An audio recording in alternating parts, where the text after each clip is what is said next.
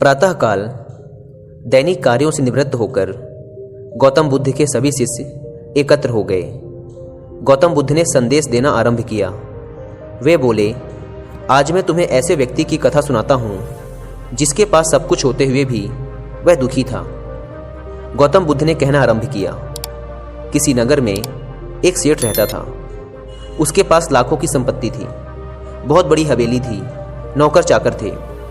फिर भी सेठ के मन को शांति नहीं थी। एक दिन किसी ने उसे बताया कि यहाँ पास के ही एक नगर में एक साधु रहता है।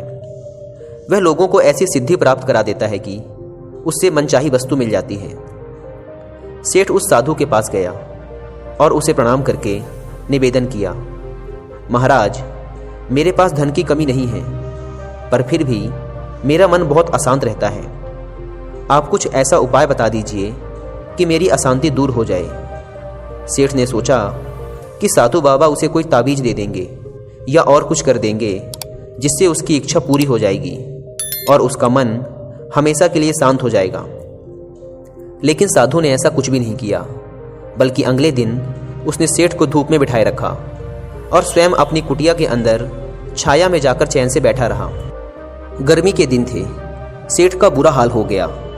उसको बहुत गुस्सा आया, पर उसने किसी तरीके से खुद को शांत रखा। दूसरे दिन साधु ने कहा, आज तुम्हें दिन भर खाना नहीं मिलेगा। भूख के मारे दिन भर सेठ के पेट में चूहे कूदते रहे। अन्न का एक दाना भी उसके मुंह में नहीं गया।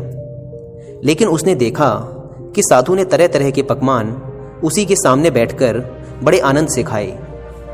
सेठ उस रात बहुत परेशान रहा। वह एक क्षण को भी नहीं सो पाया।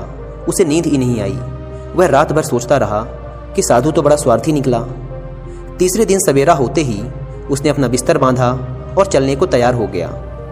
तभी साधु बाबा उसके सामने आकर खड़े हो गए और बोले, सेठ, क्या हुआ? सेठ ने कहा, मैं यहाँ बड़ी आशा लेकर आपके पास आया था, लेकिन मुझे यहाँ कुछ भी नहीं मिला। उल्टे मुझे ऐसी मुसीबतें उठानी पड़ी जो मैंने अपने जीवन में कभी नहीं उठाई, इसलिए मैं जा रहा हूँ। साधु हंसकर बोला, मैंने तुम्हें इतना कुछ दिया, पर तूने कुछ भी नहीं लिया।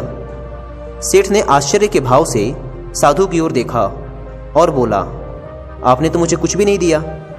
साधु ने कहा, सेठ, पहले दिन जब मैंने तुम्हें धूप में बिठाया और स्वयं छाया में बैठा रहा, तब मैंने तुम्हें बताया कि मेरी छाया तेरे काम नहीं आ सकती। जब मेरी बात तेरी समझ में नहीं आई, तो दूसरे दिन मैंने तुम्हें भूखा रखा और स्वयं खूब अच्छी तरह खाना खाया।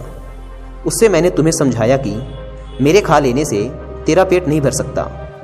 सेठ, याद रख, मेरी साधना से तुझे सिद्धि नहीं मिलेगी। तूने अपना धन अपनी मेहनत से कमाया है और शांति भी तुझे अपने पुरुषार्थ, साधना और अपनी मेहनत से ही मिलेगी। सेठ की आंखें खुल गई। अब उसे अपनी मंजिल पर पहुंचने का रास्ता मिल गया था। साधु के प्रति आभार व्यक्त करता हुआ वह अपने घर लौट आया।